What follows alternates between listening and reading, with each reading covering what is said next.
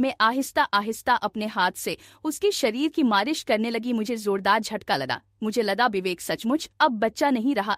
मेरी आंखें फटी की फटी रह गई। कहानी बहुत रोमांटिक है। मेरा नाम कविता है। मैं 30 साल की एक बहुत ही खूबसूरत महिला हूँ। मैं एक हाउसवाइफ हूँ और ग्रेटर नोएडा में 4 भाव के फ्लैट में रहती हूँ। मेरे पति एक मंच में जॉब करते हैं और कंपनी की तरफ से एडिटिंग करने के लिए अलग अलग शहरों में जाते रहते हैं। मेरी एक 3 साल की बेटी है जिसका नाम जीवा है। इसके अलावा घर में मेरे सास ससुर है। भगवान की कृपा से पैसों की कोई कमी नहीं है। घर गृहस्थी बहुत अच्छे से चल रही है। बस जीवन में एक ही कमी है कि मेरे पति जो कई कई दिन घर से बाहर रहते हैं। मेरा मायका हल्द्वानी में है। पिछले महीने एक सुबह मेरे मायके से मेरी माँ का फोन आया कि विवेक का एग्जाम है दिल्ली में। अगर तुम्हें कोई दिक्कत ना हो तो वह तुम्हारे पास ही कुछ दिन रुक जाएगा। मैंने कहा मम्मी इसमें दिक्कत कैसी? विवेक मेरे पास आराम से रुक सकता है। मैं बहुत खुश थी कि मायके से कोई तो आ रहा है। कुछ दिन तो अकेलेपन से छुटकारा मिलेगा। विवेक के बारे में मैं यहाँ आपको बता दूं कि वह हल्द्वानी में मेरे साथ ही स्कूल में पढ़ता था। उसके पापा और मेरे पापा दोनों दोस्त थे और एक साथ में ही जॉब करते थे, इसलिए उसके साथ हमारे घरेलू संबंध थे। मैं और विवेक दोनों ही अपने घरों से इकलौते हैं। 12th के बाद मैंने बीए में एडमिशन लिया और विवेक बीटेक करने मुंबई चला गया और फिर कुछ साल बाद मेरी शादी हो गई। मेरी शादी 3 साल पहले हुई थी। शादी के बाद मैं उससे एक बार ही मिल पाई हूँ।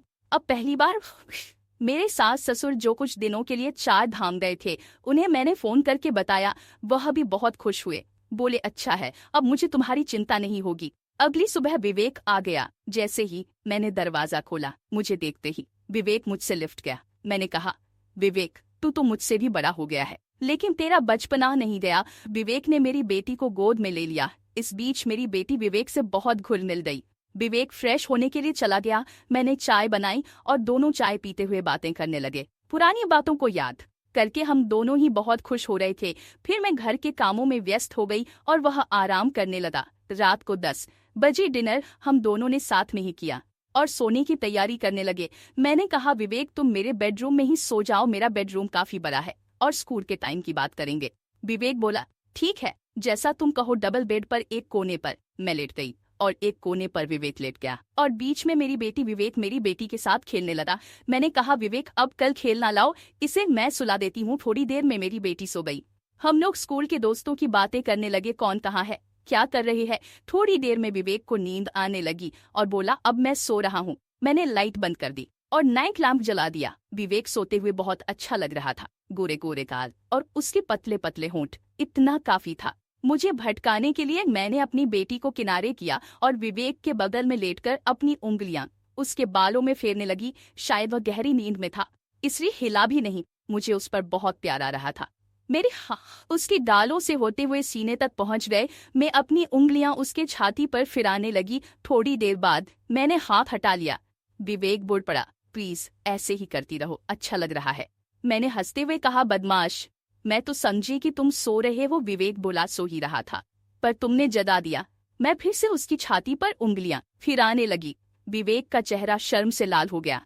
मैंने बोला तुम इतना शर्मा क्यों रहे हो? बचपन में हम ऐसे ही तो खेलते थे।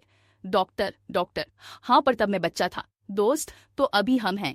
अच्छा अब मेरा हाथ छोड़ो, मुझे देखने दो। विवेक ने मेरा हाथ छोड़ दिया। मैं धीरे धीरे अपना हाथ पूरे शरीर पर ले गई। मुझे जोरदार करंट लगा। मुझे लगा विवेक सचमुच अब बच्चा नहीं रहा। मेरी आंखें फटी की फटी रह गई। विवेक बोला क्या हुआ? मैंने कहा तुम तो सचमुच अब बच्चे नहीं रहे, तुम तो बहुत बड़े हो गए हो। मैं अंदर तक सियर उठी। मैं तो सपने भी नहीं सोच सकती थी कि तुम इतने बड़े हो जाओगे। विवेक बोला तुम भी तो पहले से बहुत बदल गई हो। मैंने कहा कैसे? तो वो बोला तुम भी पहले से डबल हो गई हो। उसकी बातों से मुझे कुछ होने लगा। मैं अपना मुंह उसके कान के पास ले गई और बोली तुम्हारी कोई गर्लफ्रेंड है क्या? तो वह नहीं बोला। फिर तो मुझे ही सब सिखाना पड़ेगा। फिर मैंने शुरू किया और बिल्कुल धीरे से पूछा कैसा लग रहा है? वो बोला बहुत अच्छा। मैंने उसके कान में धीरे से पूछा आगे करना है। विवेक का चेहरा एकदम लाल हो गया। वो एकदम चुप। मैंने फिर पूछा। इस बार वह बोला मुझे कुछ नहीं आता। मैंने कहा कोई बात नहीं। उसे बहुत शर्म आ रही थी। विवेक मेरा गोरा शरीर देखकर बोला तुम तो बहुत सुंदर हो। फिर वह बातें करने लगा। मेरे अंदर आग लगने लगी। कई दिनों से मैंने आनंद नहीं लिया था। विवेक की शर्म अब कम हो गई थी। तुम तो बिल्कुल हीरोइन जैसी हो। मेरा मन आतुर हो उठा। मैंने बोला, देखो विवेक, अब यह शर्म छोड़ दो, जो करना है जल्दी से करो।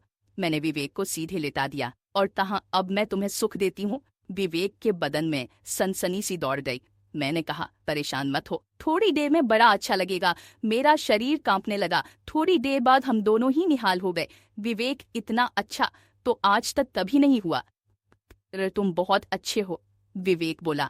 मैं भी आज बहुत खुश हूँ। मैं तो कभी सपने में भी नहीं सोच सकता था कि ऐसा कभी होगा।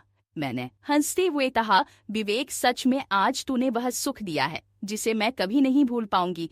फिर हम दोनों फ्रेश होकर सो गए। 5 दिन विवेक मेरे घर पर रुका और 5 दिन हम दोनों ने खूब एंजॉय किया। Thanks for watching.